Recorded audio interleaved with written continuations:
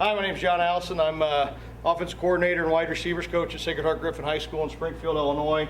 And just sharing a couple drills with you that we like to use for wide receivers.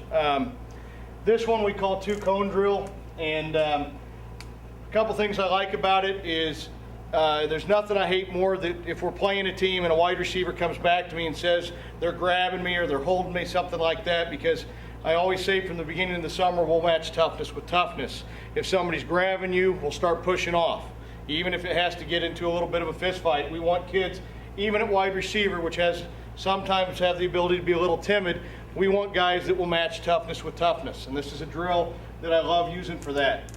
And there's two aspects to this drill. You can work, we work releases for wide receivers with it, if you see press man coverage, and we also do it as a stock blocking drill. If we're doing the release aspect of it, I'm going to take two cones and we're going to put them about 4 yards apart. And we're going to put a DB standing right in between them and the wide receiver right there. And the DB is told that he's trying to jam the wide receiver at the line and not allow him to release.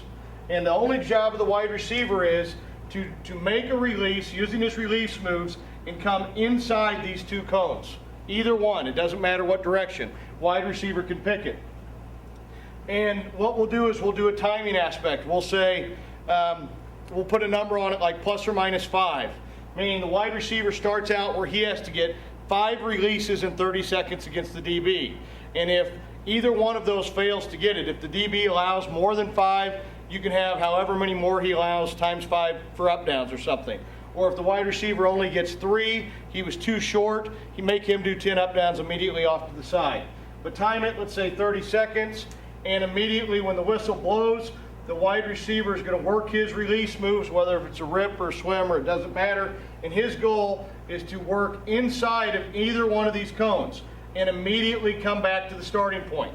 He's got to do it quick. We reset, go. Quick reset, go. And again, the DB is trying to jam him. If that DB has the ability to lock onto him and drive him all the way back there, he's probably going to win the drill. So you can see how it can get a little bit physical.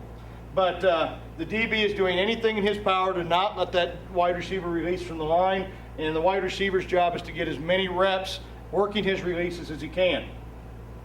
Another aspect you can do is put them on opposite sides. And now we turn it into a stock blocking drill, where the wide receiver is right in between the two cones, and the DB, for instance, is about 1 yard on the other side of him.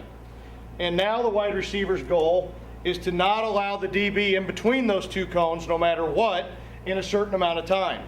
So let's say 10, 15 seconds.